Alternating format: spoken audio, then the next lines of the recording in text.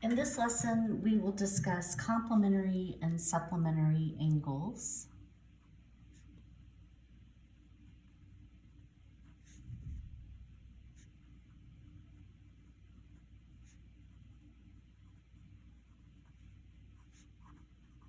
In the previous lesson, we saw angle pairs.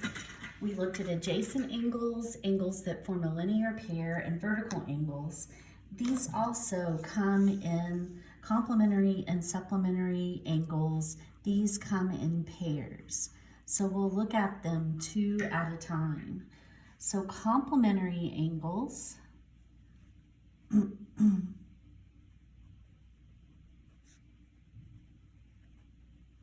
are two angles whose sum, remember sum means that we'll add them together, is 90 degrees when we add their measures. Supplementary angles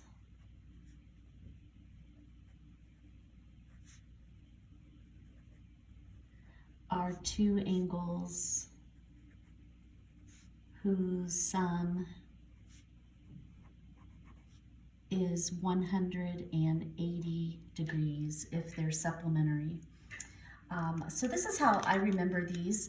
Complementary, C is 90 degrees, and supplementary, the S is 180. Alphabetically, C comes before S. Numerically, 90 comes before 180. That's just how I remember which is which. But let's just draw a quick illustration of what this looks like. So, complementary angles versus supplementary.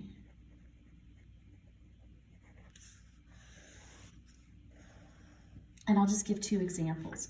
So one example would be, if I have an angle with just a single vertex, we can call it angle A. Let's say that's 20 degrees, that's an acute angle. And then I have a larger but still acute angle, angle B, and it is 70 degrees. Angle A and angle B are complementary, and the reason for that is 20 plus 70 equals 90. So if you add them together, you get 90 degrees. Notice those aren't touching, they don't have a common vertex or anything like that. Another example might be something like this. So let's just draw a line, and off of that line, I'm going to have a couple of rays. This ray is such that this angle right there is 90 degrees.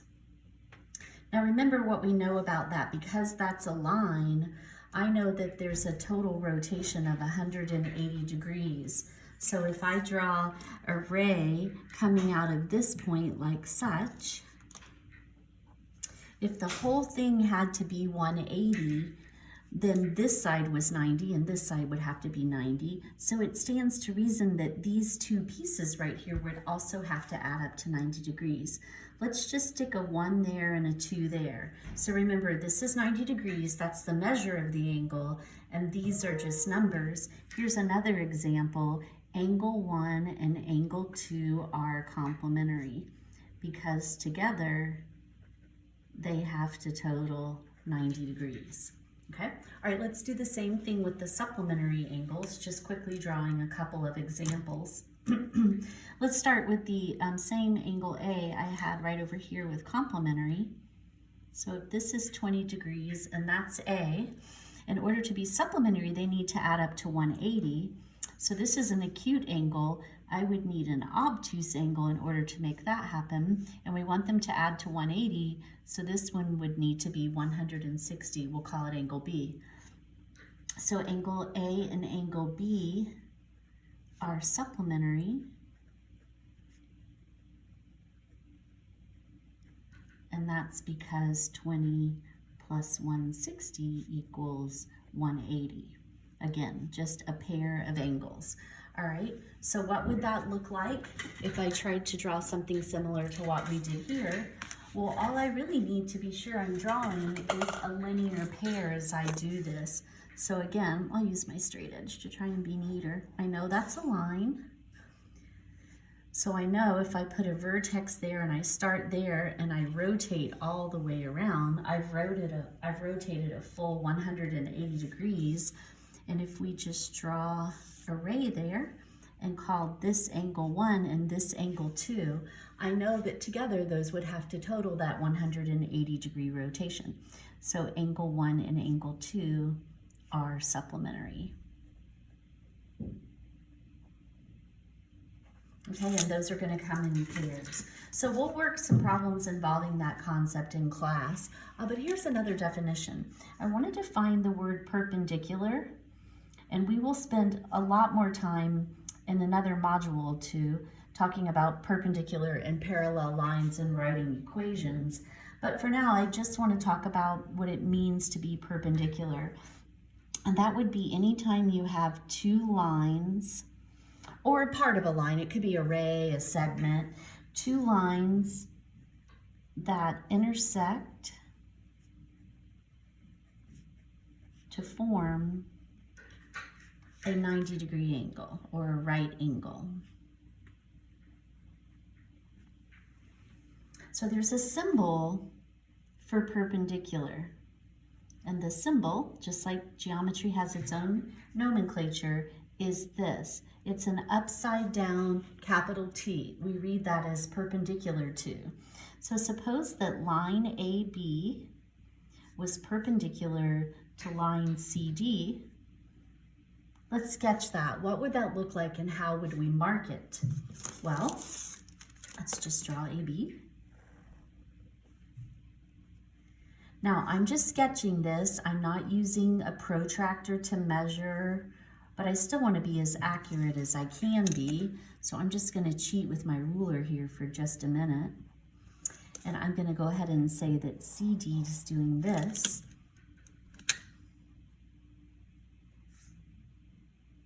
So those two lines intersect, and if they're perpendicular, that means the angle where they meet is a 90-degree angle. And I'm going to go ahead and show that. This is how you mark something perpendicular on a drawing. We use that symbol there. So that implies that this angle is indeed 90 degrees.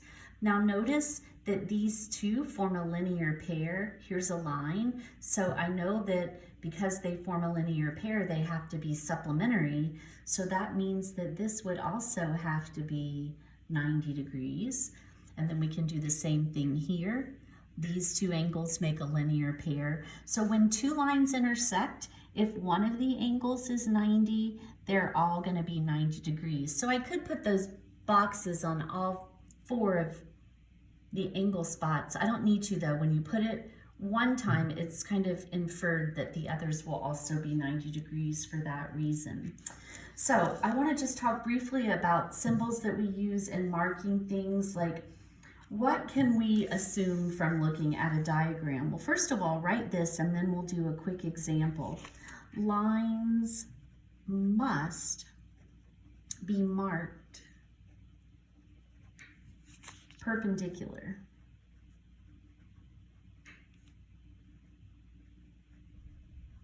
You can't just look at they have to be marked. You can't just look at a picture and say, oh, it looks like those make a right angle, so they must be perpendicular. It has to be marked for certain. So let's just do one example. And the question is, like, do we know the following? Do we know for certain? Can we look at the diagram and say without a doubt that the following things are definitely true? So let's go ahead and I want to draw a picture to use for our example. So we're going to start here and draw a ray. That ray has D as its endpoint and E is a point on the ray. Another ray from D is going to go to the left and it'll pass through point C. And then I'm also going to have a ray from E running like such, and it passes through point A. and go ahead and connect C and A. So it does kind of appear that I've made a square here. All right, so that's one thing I want to talk about briefly. Unless either the problem tells me that ED is equal to the other four sides, or maybe, don't write this, maybe all these sides are ticked congruent. No matter how great my drawing is, if it's not marked or not listed for us off to the side, I cannot assume that those sides are equal. Likewise, I'm not going to be able to assume some things about an angle, but here's one thing we will know. That box is going to go right there. So beyond a shadow of a doubt, I know that that is a 90-degree angle. I want to draw two more things, and then we're just going to go ahead and work through this. So put B here, and go ahead and connect B and D, and then let's connect A and D. And then I'm going to ask a series of questions just to practice deciding what we can assume. So do we know, let's say A, do we know that angle ABD and angle DBE are supplementary to one another? So do we know beyond a shadow of a doubt that those angles would add up to 180? This will also, we'll be able to practice naming them. So this angle has its vertex at B. Angle ABD would start at A and go like such. So I'm going to write in pencil so I can erase. But the angle measure, remember, happens at the vertex. That looks like it's an obtuse angle, but I can't even really assume that. Do I know that that angle and another angle with B as its vertex, angle DBE, so start at D, go to B, and finish at E. DBE looks like that. And the measure of its angle is at its vertex. That looks acute. Do we know for sure that this measure plus that measure would add up to 180? That's what it means to be supplementary. Remember, their sum would be 180 degrees. And the reason that we can say yes for that is because the orange and pink sides of these angles, if I extend them, they just make a line, and I know that that rotation along that line has to be 180 degrees. That's a linear pair, so we can say yes to that one. Okay, we'll do a few more, just practicing looking at the diagram. So B, do we know that segment BD bisects angle ADE? All right, well, first of all, let's look at angle ADE. So angle ADE has D as its vertex. ADE comes down to D and goes like such. So we're looking at this measure right here between those two yellow rays. To bisect, remember, means to cut in half or to cut into two equal pieces. Does it look like this angle measure is congruent to that one? It certainly does to me, but I don't know that for sure. It would need to be marked, much like I just drew those arcs. So unless it's marked in the picture, or they tell us, you know, that that's 30 and that's 30, if we don't know for sure, no matter how much it looks like it, no, we don't know that. We cannot assume that. All right, just a couple more. C. Do we know that angle CDA and angle ADE are complementary? So complementary means that they're going to add to 90 degrees. All right, let's just trace those angles. So CDA, I'm trying to change colors because we got a lot going on. So CDA starts at C, goes to D, and finishes at A. And angle ADE starts at A, goes down to vertex D, and finishes at E. So I have the rotation here between the green sides and the rotation between the blue sides. Well, those two angles, do I know for sure that they add up to 90 degrees? Well, this time I can say yes, because remember we put this box down here to start with, which says that that is a 90-degree angle. So because of the marking, we know that that one is definitely going to be true, okay? All right, that's enough. We'll continue to practice that in class.